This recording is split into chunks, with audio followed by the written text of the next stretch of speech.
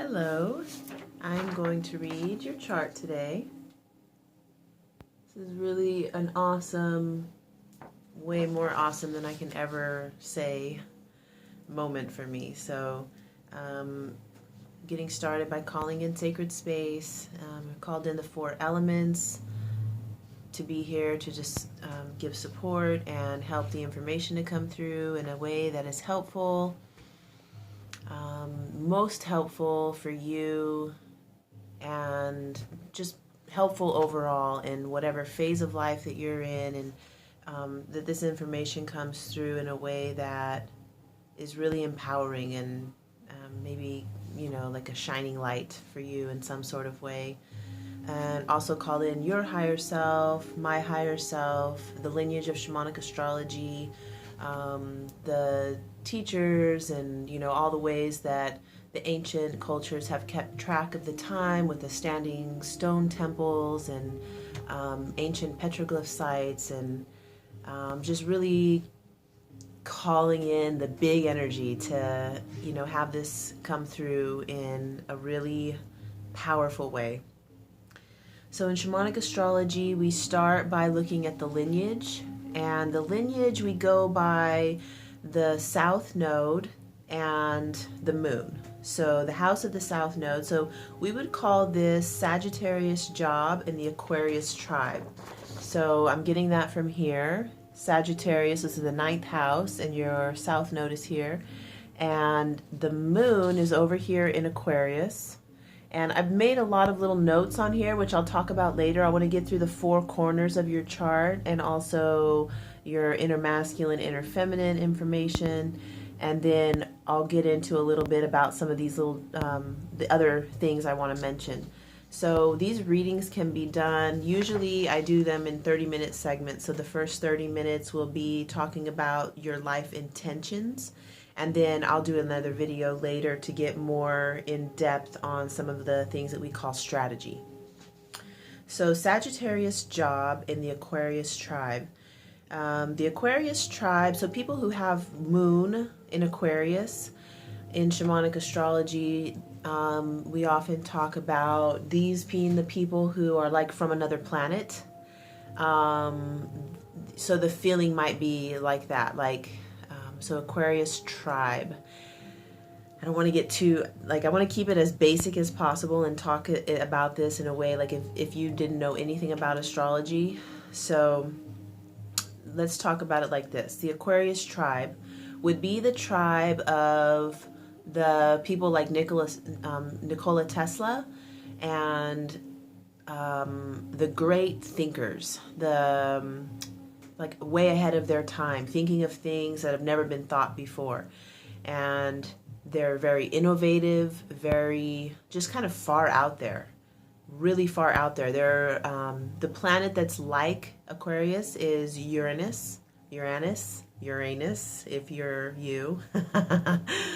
I call it Uranus, but I don't know, whatever you want to say, Uranus. So anyway, that's a similar energy, which is like, even I'll show you the picture or the glyph for that, which it kind of looks like a Star Wars or a, some galactic looking glyph. So this is like the intergalactic tribe who, they close their eyes, they get into their light body, and they can pretty much, parts of their consciousness can go off into anything and get information that is it doesn't make sense to the rest of us here on Earth, because we're like, what the hell are you talking about? But then 50 years later, it's like the greatest invention ever, and that's the gift of Aquarius. So having this as your moon is an interesting thing, because this would say that the Aquarius moon person usually comes in feeling like they don't belong here. They're like from another planet. They feel like they're visitors or foreign even. And just having a body is like shitty for them. They don't like even having a body. So that's why a lot of times they'll want to get out of their body. And, doing that through meditation or through I wouldn't say psychedelic drugs because this isn't the, they want to get out of their body. So I feel like psychedelics aren't really so much getting out of the body. I don't know, really. I can't say for sure, but so yeah, not really feeling comfortable being embodied. And it's an born feeling of like, oh fuck, like why am I here? Like, oh no, what did I do? Like, why did I come here? You'd rather be off in cosmic consciousness. Having the Sagittarius job in this Aquarius tribe says that you came and there's a never-ending quest for truth and a never-ending quest for enlightenment. So that's an interesting combination because Aquarius is light, their cosmic consciousness. They want to be in that state of, it's like, there's no word for it, It's like you just picture, I have a lot of this on my chart too, surprise, surprise. But, like blast off into outer space and just like, whoa, that feeling of like, your whole body is just buzzing and you're just like somewhere else, And then Sagittarius job, so they want to become enlightened because of how to, my teacher, Kaylin Castell, says, being the green tree in the forest, because, the more green trees in the forest, the more you'll have like a green forest. So it's like, if I can become enlightened, then this is how the whole world will become enlightened. So that's the focus of Sagittarius. The next thing we look at is your new school. So the school that you've signed up for when you come to this life, you're like, okay, well, that was fun, being all cosmic consciousness and all that. So now what do I want to do this time? And we look at that by what's rising on the chart and the North Node. So I'll just show you on your chart. North Node is down here. And there's a lot of interesting things, which I can't wait to mention, but so I will a little bit now, is that this is right on so the four corners, when I talk about that, it's, this is midheaven, what's above the horizon when you were born. This is what's below the horizon the moment you were born. And then this we call the relationship axis, but it's like, let's see, rising. So who am I? And then who are you? This up here is how am I going to contribute to the world, and this is how am I within myself. And so I noticed that, you've got some major things on your home and roots project. Over here on your what's rising, you have a planet. It's right on the ascending point. And then over here, who are you? Looking at what's descending on your chart, you have something right on that too. So this isn't so shocking because this is, I pull up little extra things that are interesting to me. That is Vesta. So there is something we can do with Vesta, which, I might do that in your second chart to let you know a little bit about that. Well, actually, Vesta is kind of giving an idea about your work, or what kind of work that you, I don't want to say what work you did in a past life. So it's part of your resume, we'll say, like what you came in already knowing about, which would be Sagittarius job in the Aquarius tribe. And then we see Vesta up there on the midheaven, which is, midheaven's talking about the way you're going to contribute to the world in this life. And it's really funny that you have your past life resume right there. So that's interesting. Anyway, I don't want to get too far ahead because we're talking about your new school right now. Luckily, this is a recording and you can go back and listen to it again. Sometimes I do like see something and get off on a little tangent. So back to the new school. This is what you've signed up for in this life. And so new school is also where we make the most mistakes, because this is something that we are signed up to learn about. The most, the way my teacher calls this, he says the honest mistakes. This is like a learning mistake. It's a kid when they're learning how to walk, they trip, because that's how you learn how to walk, is there's tripping involved. And so we look at this Gemini job in the Leo tribe. So what is involved in the Gemini job in the Leo tribe, and then we can see the trips, you know, like what are the most common trips for this. So Leo tribe, this is what's rising for you, or some people call it the what's ascending. Leo rising. So Leo is coming to learn how to be self-loving, radical, radiant self-loving, in the spotlight, and also learning how to shine and be on the center stage. So this is like radical self-love and radiance. It's like you're, you know, learning that for yourself, how to love yourself fully, and then, you know, be so bright and shiny that you also empower other people to get on stage and shine too. Maybe not on your stage, because, you know, this is like center stage kind of thing, but empowering others to get on their stage and to bring out the best qualities of those around you. So one of the obvious mistakes is that pushing people off the stage because you're like, me, like I'm the most important thing here, and, you know, overly flashy, overly demanding attention, because Leo commands attention. Like they get attention because they are royalty. It's like when the Leo tribe walks in, everybody stops and notices them because they are radiant. And when we're radiant, other people automatically, it's like magnetism. So it's just an automatic thing. But as you're learning and learning how to do Leo, the common mistake is, or the honest mistake is, being like the ball hog, or, you know, not like you're shining too bright, but it's like stealing the show, kind of like, a ball hog, I guess, like not letting other people have their moment in the spotlight because you're so busy taking it all. Like, that's a common mistake for the Leo, learning how to do Leo. Okay, and then Gemini job. So the Leo tribe is all about bringing forth radical, radiant self-love and being on the center stage, and being worthy, like beyond worthy, you know, being royalty. And Gemini wants to have fun. Gemini is in service to spirit through play. So some of the things about Gemini is, what's that word? Inappropriate humor. So laughing at things that are like hurtful, disgusting, mean, or like, you know, guy humor, I guess you could call it, like guy locker room humor maybe, or kind of cruel. You know, it can be kind of cruel, but funny to some people, I guess.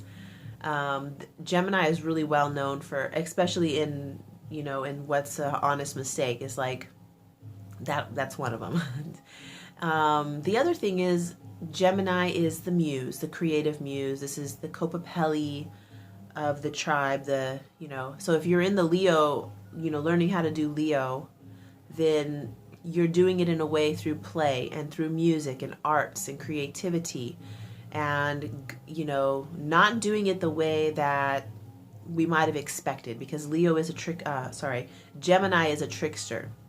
So Gemini doesn't do things the way they're supposed to, or the way that is right or acceptable even. They go way out of what's acceptable. So it's an air sign, which also Aquarius is an air sign. So there's a similarity in the sense of being very smart and being very heady, like air smart, meaning thoughts passing through the mind. Also technology, so being able to, you know, kind of mechanically manipulate things, and that's one of the kind of gifts of Gemini. So Gemini job in the Leo tribe, that's what you're learning about. So then let's talk about your new school, and we'll talk about the masculine. So feminine and masculine, when I talk about it in terms of sides, like this is your masculine and this is your feminine, just know that it's one whole. You know, I do like this, like, okay, this is your masculine traits and this is your feminine traits, and really you know, right brain, left brain, feminine, masculine. Like, it's a way to talk about things, but we are one. It's one, you know. So just keep that in mind when I'm talking, because I'm not saying that you're separate and you have a, you know, a woman inside of you and a man inside of you, or you have a feminine side and a masculine side. It's not like that, because you're a man.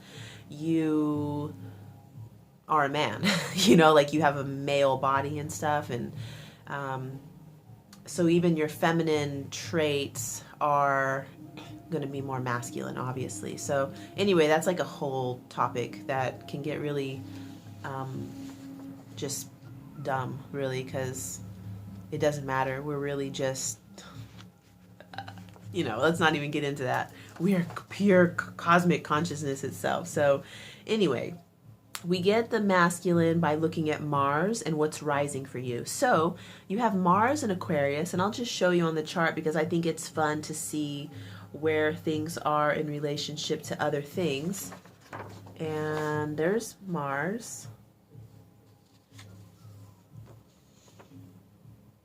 in Aquarius.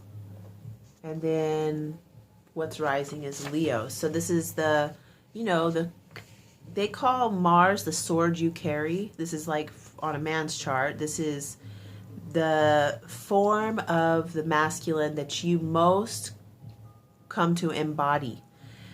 Aquarius with Leo rising. So this is, you know, get a good look at this guy. So this is like the masculine.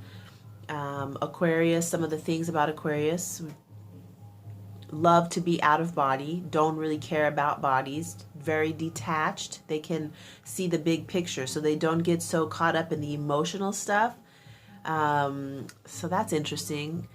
Not so, like, they're able to detach. It's just not even a thought, you know. Not saying that they're void of emotions, and there's other things on your chart that tell me that you know, you're far from being void of emotion. But being able to be detached from, you know, the details of all the things. And so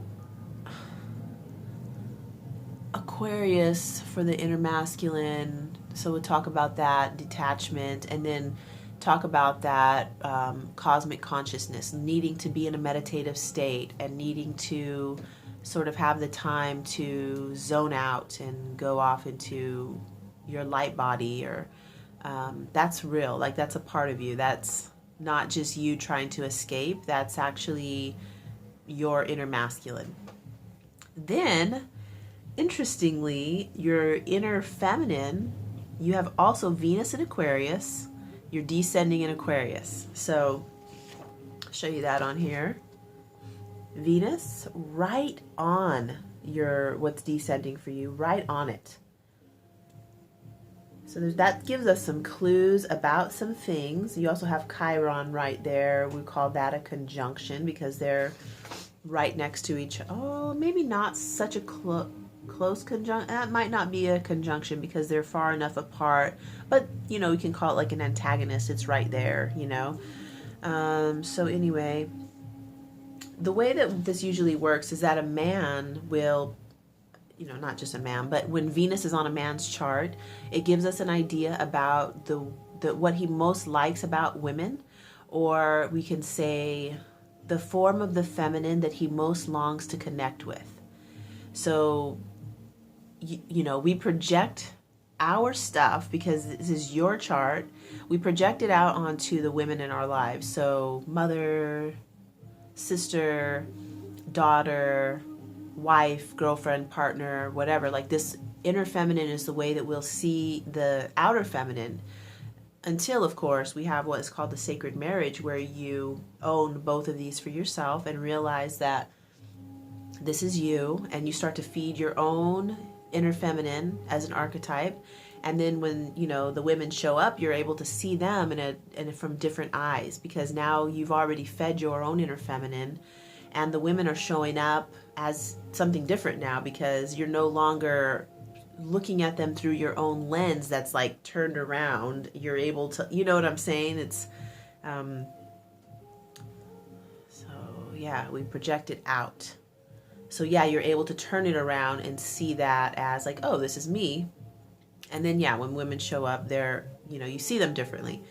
So how can this look? Is the first thing that I thought of when I saw this was like, wow, that's interesting. Venus in Aquarius, descending in Aquarius. So often maybe attracting women who, at first they're all like interesting because they're different, because Aquarius is very unusual, have a different, they dress funny or just don't have a good sense of fashion. They're like the kind of people who just pick whatever was there, like in the dark, like this is how I get dressed. My Venus is in Aquarius. So and I have other, other things that are very Aquarian.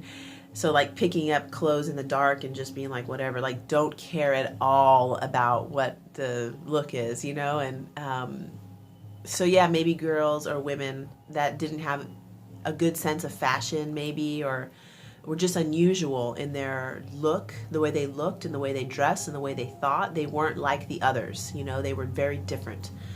Or you're, attracted to women who are unusual and different, and maybe they're also into drugs or getting out of body, either through drugs or through meditation or lots of fasting, cleansing, lots of yoga, lots of meditation, those types of things.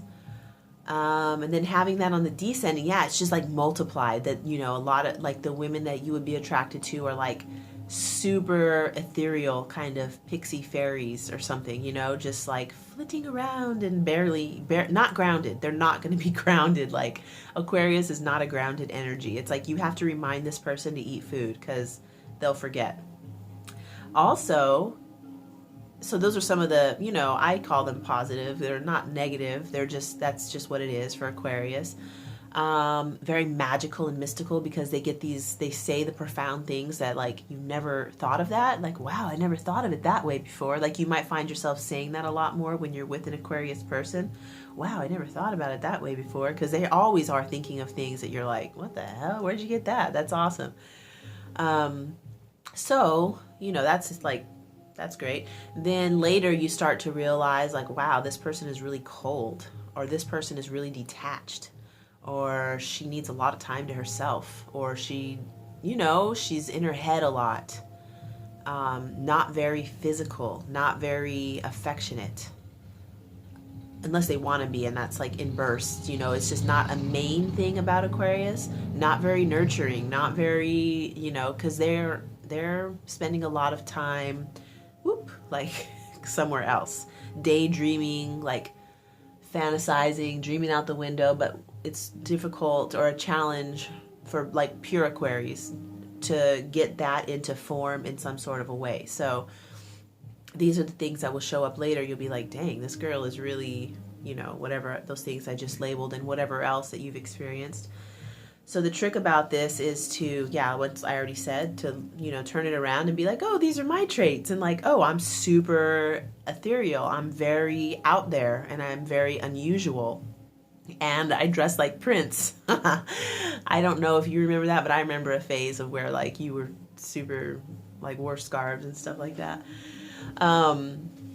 So yeah, to like realize that this is your juice. This is like what you're made of, and to like own that, own it, and honor yourself for it. And yes, go and be in your light body and go do your meditation and get out there and all that, but just being aware that this is your stuff and this is what you're working with. And so there's a lot of things I could say, but when I do readings for people who I know, and especially this is my dad, like I try to keep my own ideas out of it and keep my own stuff kind of out of it and just read what's on the paper as much as possible. So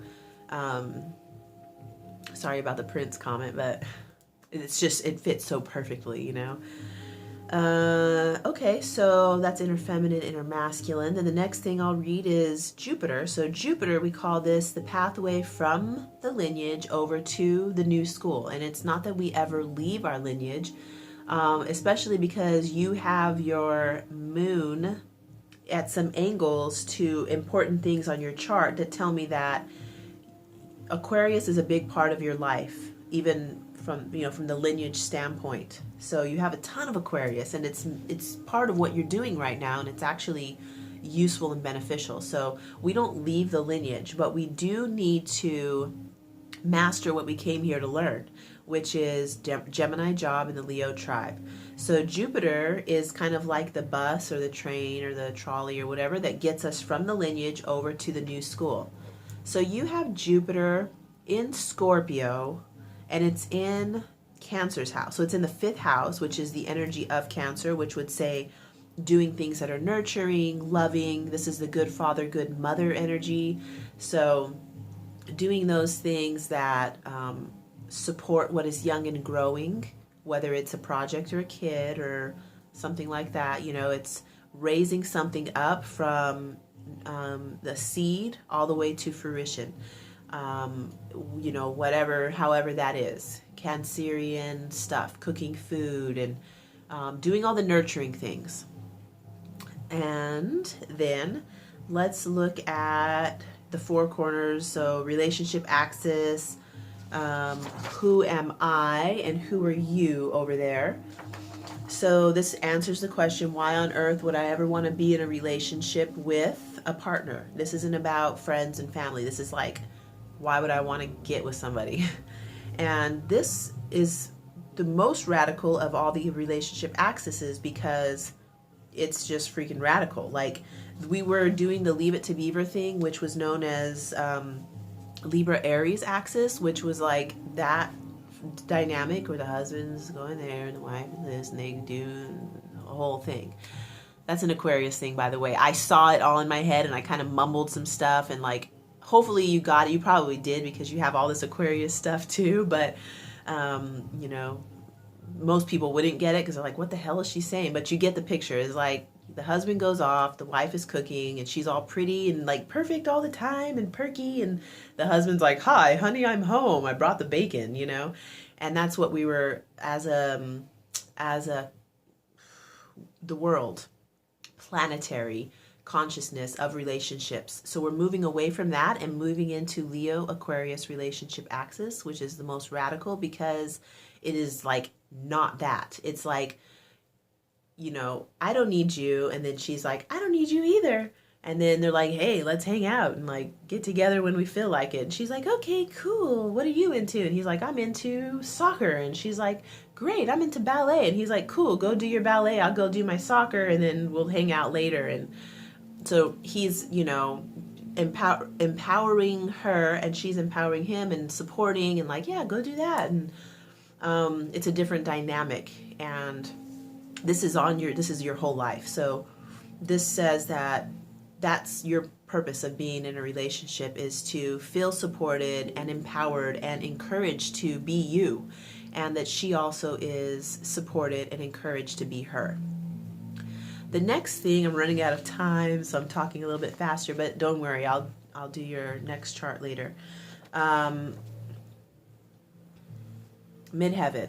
Taurus, the way you're going to contribute to the world will be in a way that is in healthy receivership. It brings pleasure. It's pleasurable. Like when you do your contribution to the world, it must be something that, first of all, you're going to receive pleasure from doing it. You're going to have to enjoy it.